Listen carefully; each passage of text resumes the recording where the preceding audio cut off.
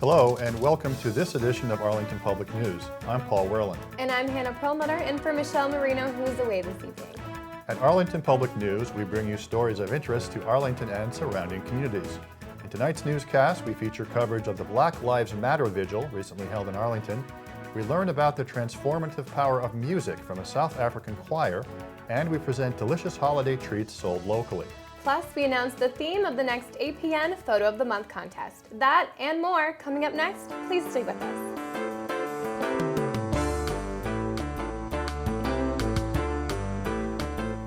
We begin with this story of a serious accident and the quick responses of local Good Samaritans. On Tuesday, December 16th, a car crashed into the Arlington Heights Walgreens at 1425 Mass Ave, running over the Salvation Army bell ringer posted outside. The 50-year-old man was pinned under the car for several minutes until the owner of nearby Antoine's Auto Repair Shop used a car jack to lift the vehicle off the victim. Police report that the victim sustained injuries that were serious but not life-threatening. We spoke with Antoine's owner, Tony Jamal, about how events unfolded on that shocking day. An elderly motorist drove up onto the sidewalk here in front of the Walgreens pharmacy and ran over a Salvation Army bell ringer volunteer. The Salvation Army volunteer was trapped, pinned underneath the automobile. Tony quickly grabbed his floor jack, ran across Massachusetts Avenue, and acting very quickly, jacked the motor vehicle and the weight of the motor vehicle off of the Salvation Army worker's leg. This is James Milan with Arlington Public News, and I'm here with Antoine Jamal, or Tony for short, who runs the Antoine's gas station just across the street from Walgreens, where a tragic incident happened yesterday. And Antoine, I understand that you played a key role in resolving things. Can you tell us what happened in your own words? I was inside my office, and Sean Gray from Lexington Toyota came across the way from Walgreens and requested a jack. He said somebody pinned underneath the car in front of Walgreens, and he ran back to the scene. I went inside my shop, grabbed the floor jacks, and dragged the jack across the street to the scene. And I've seen the person pinned underneath the car, and immediately tried to position the jack underneath the car and lift the car away from the person, relieve the pressure that was laying right on top of his knee. The car was sitting on his right knee and was really pushed back. It's like you see on television with the football players when they fall backwards and the knee underneath them, which is exactly that position. So we jacked the car up just to relieve the pressure that was sitting on his knee, and until the fire department came in and attended to the person. So when somebody, said he needed a jack, and I just ran and did what I need to do. Well, we appreciate, and certainly the victim appreciates, your quick response, and undoubtedly it helped to resolve the situation more happily or less unhappily than would have been the case otherwise. So thank you very much, Antoine, for taking this time to talk to us. Thank you very much. Black Lives Matter, All Lives Matter. These slogans are gaining popularity nationwide through the protests and rallies organized in response to grand jury decisions in New York and Missouri not to indict white police officers in the deaths of unarmed black men. These situations have sparked discussions about institutional racism and the role of the police in communities across the nation. Arlington joined the public conversation by organizing a vigil on Sunday, December 14th. Students, church members, activists, and over 400 people gathered to show their solidarity and promote the importance of peace. APN brings you the coverage of this demonstration.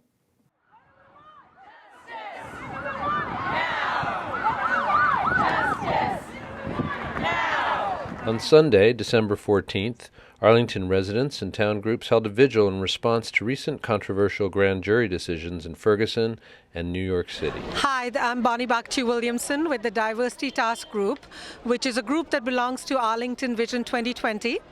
The way this vigil came about was that, as all of us, as many of us, were watching the news, we felt, what is our response as a town? What is our response as human beings? And the question was, I think, that does this even matter to us? It's happening, hundreds of miles away. These incidents were hundreds of miles away. And we felt, does Ferguson, does Staten Island affect us at all?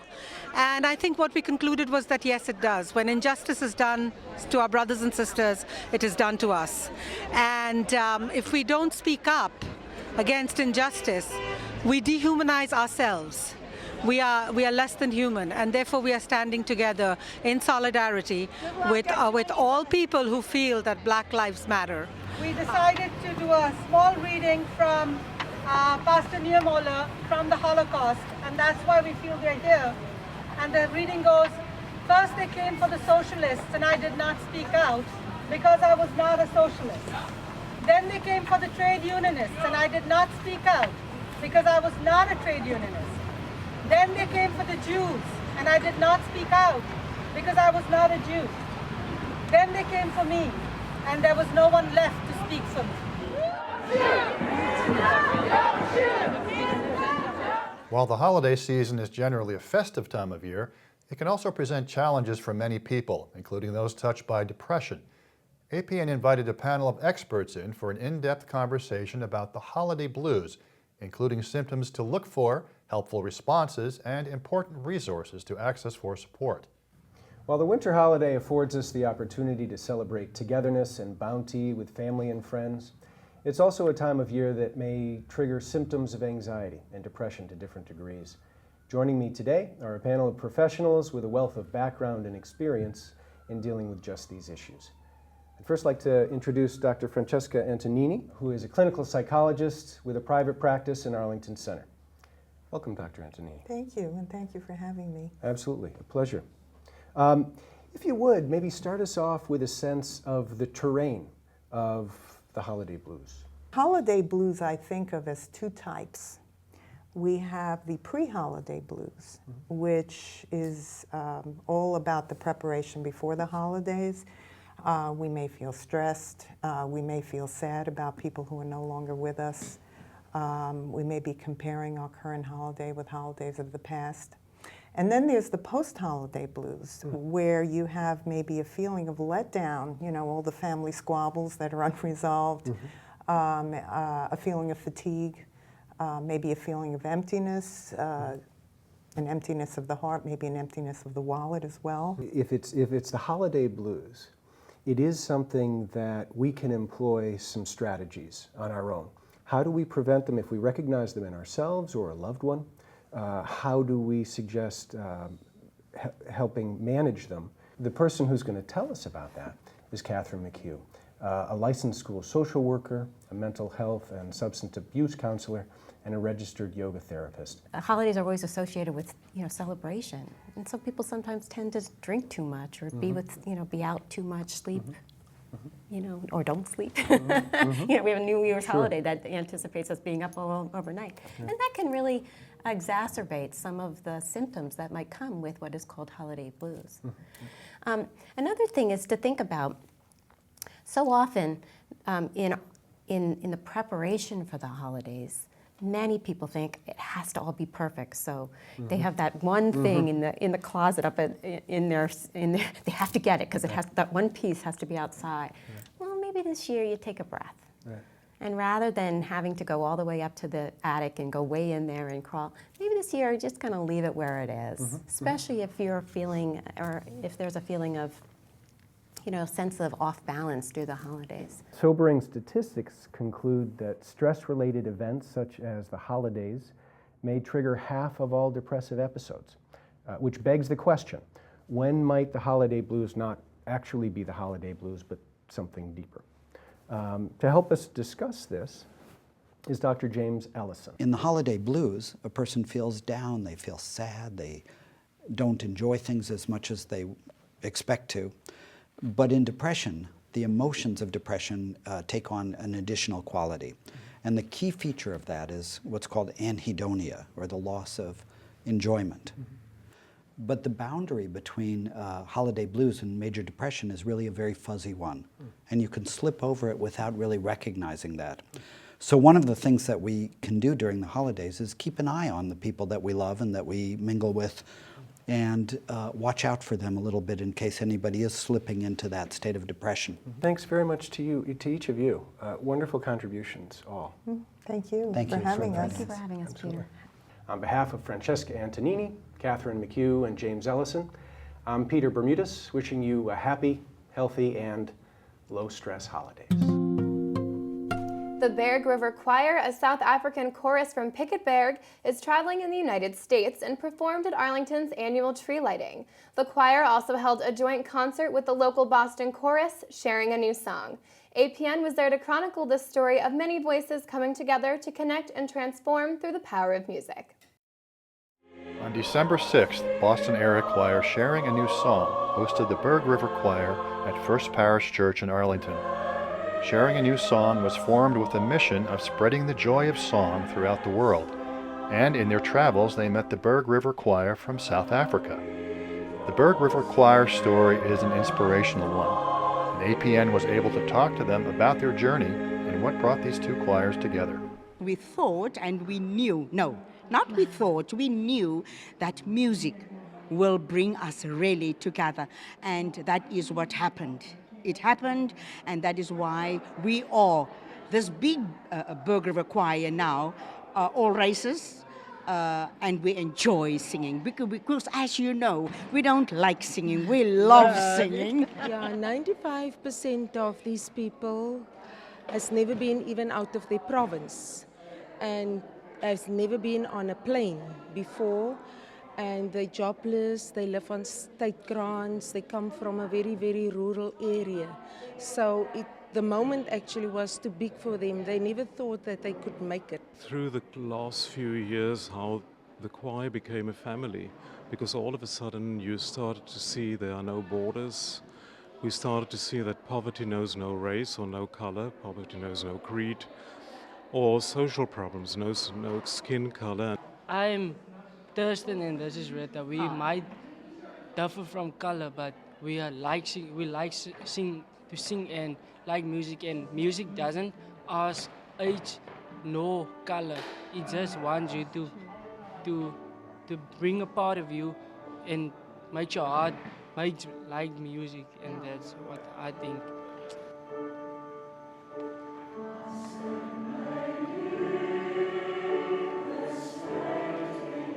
Was just amazing, and now to have them back here tonight, this week with us, visiting again, reuniting, is just a dream come true, and such a testament to the power of music to bridge the divides that we think separate us from one another in the world. But when we sing together, magic happens, and that really happened here tonight. I also mentioned that I grew up doing the very work that Sharing a New Song does, which is bridging divides of race, of age, of any possible divides that are there. So this is a very special mission that I feel was planted in my heart as a baby.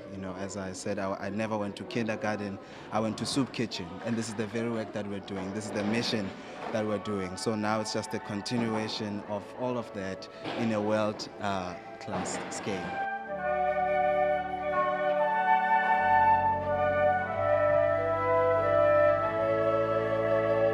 People who just love singing and connecting with people, but more than that, building bridges to communities and peoples all over the world. And it's a great opportunity because everyone likes to sing when you think about it, whether you're singing in the shower, singing in the car, singing home, either professionally or just kind of by yourself. It's a great thing to be able to sing with lots of people, and it's an even better thing to be able to sing with people across the world. Through prayers and through standing together, we are what we are now, and God sent that wonderful son with his big heart and his big music brain, Sherlock 14, and he didn't give up. He didn't give up. He went through it, and that's why we can be tonight. We can be in America. A dream came true. For Arlington Public News, I'm Paul Werlin.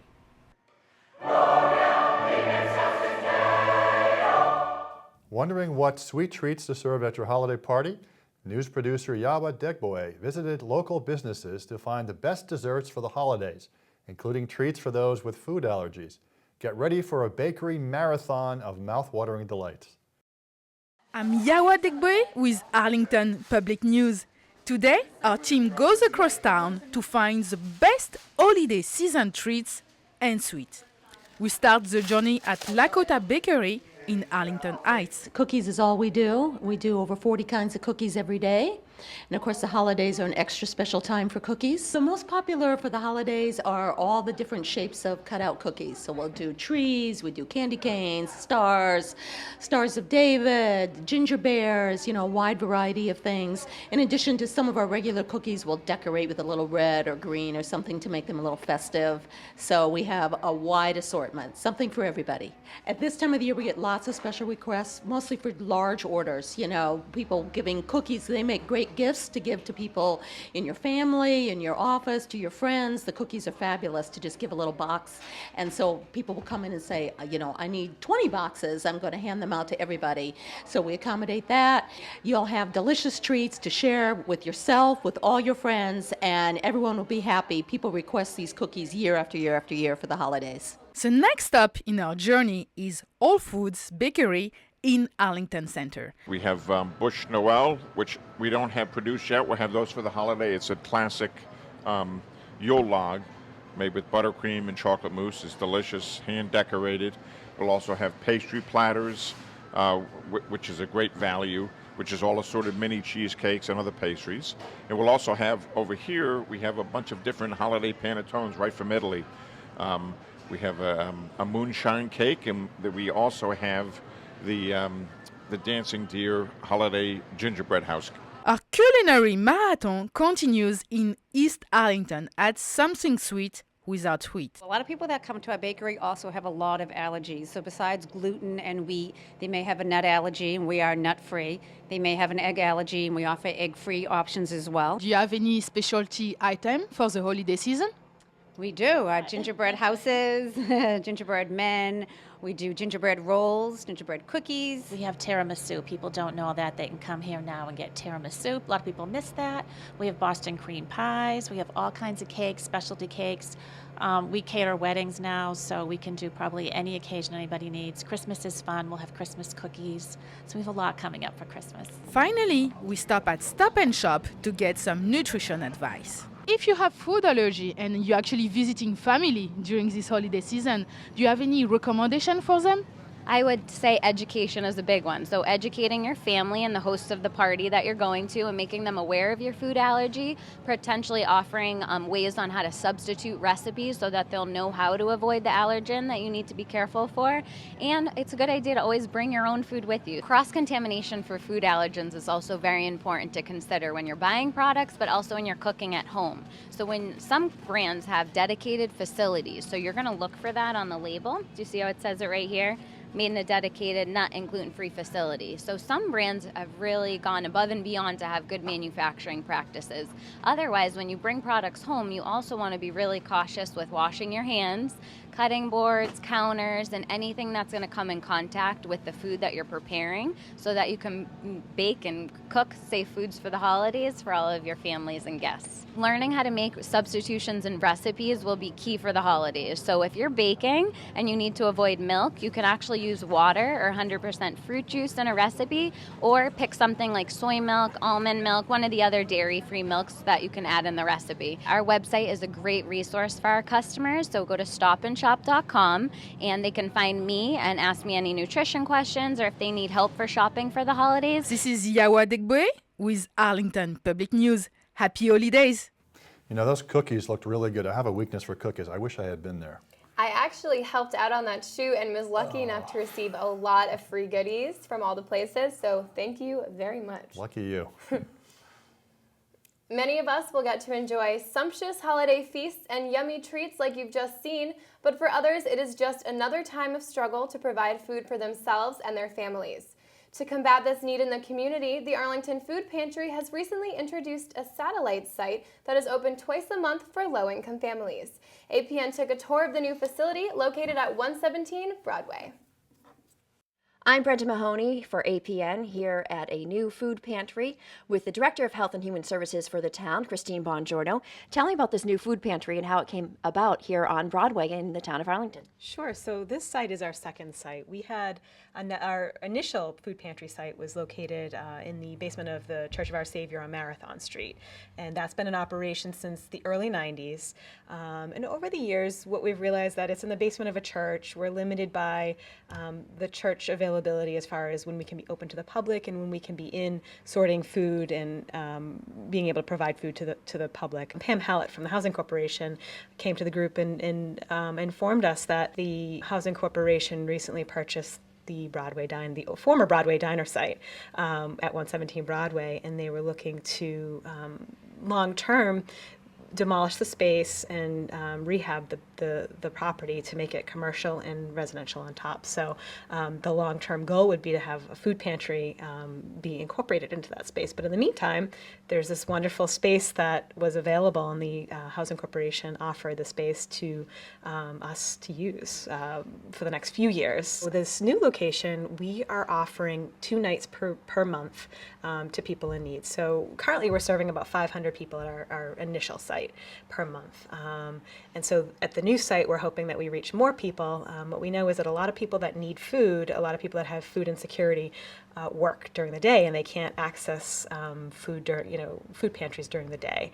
So this new site will allow us to provide food to people in need at night. We are also able to, because we have no limits on space here, we have a very large cavernous kitchen and very large space. We're able to put some refrigeration and freezers in place so we can offer more healthy frozen and fresh food items. So we have a lot of meats and cheeses and dairy, a lot of produce. So we have more ability, we have a greater ability to give out healthier food options. Since we've opened this new site, we have big signs on the exterior. We're in a very visible area. A lot of people have started calling the office and asking, well, I didn't know we had a food pantry in town, and I've had a lot of issues getting food, and I have a hard time filling my cabinets and keeping my children fed. So we've had a lot of people learning about us through the press that we've been getting in the Arlington Advocate, as well as just having a very visible site on Broadway. So there are a lot of places in town that do have boxes where people can drop off food all of the time. We will accept cash, financial donations. People can make donations online on the town website, which is arlingtonma.gov/foodpantry. And then also people can write checks and send them to the Department of Health and Human Services. We're located at the Senior Center, 27 Maple Street. At the new food pantry at 117 Broadway in Arlington, I'm Brenda Mahoney for APN. Now we are happy to announce the December Photo of the Month contest. This month's theme is Holiday Cheer, so bring your camera to all those holiday parties and capture the spirit of the season. Submit your pictures on our Facebook page or email them to news@acmi.tv for a chance to win a $100 gift card to Whole Foods Market in Arlington. The deadline to submit is January 15th. Make sure to get your holiday photos in on time. And as always, we look forward to seeing pictures from around the community, and we thank Whole Foods for their sponsorship. And speaking of holiday cheer, APN took a tour of Arlington and captured some of the beautiful holiday decorations and light displays. Make sure to take your own trip around town to enjoy the festive lights in the community. Deck the halls with boughs of holly, la la la la la la la la la. 'Tis the season to be jolly, la la la la la la la la la. Don we now our gay apparel, la la la la la la la la la. Go in the ancient Yuletide carol, la la la la la la la la la. Oh, jingle bells, jingle all the way. Oh, what fun it is to ride in a one-horse open sleigh. Jingle bells, jingle all the way. Oh, what fun it is to ride in a one-horse open sleigh. We wish you a Merry Christmas, we wish you a Merry Christmas, we wish you a Merry Christmas and a Happy New Year. Tidings we bring to you and your kin. We wish you a Merry Christmas and a Happy New Year. I must say, one of my favorite parts about the holiday season is all the lights. I love driving by houses all lit up in the dark. Absolutely. And if you drive by our studio here at 85 Park Avenue, you'll see some great decorations. The whole studio is wrapped in one giant red ribbon, which I think is pretty nice. Arlington Public News is a production of Arlington Community Media and functions as a gateway for local participation in issues and events of interest to the community. Check out our latest segments on the web at news.acmi.tv and like us on Facebook. Join us next time for another edition of Arlington Public News. I'm Hannah Perlmutter. And I'm Paul Werlin. See you next time.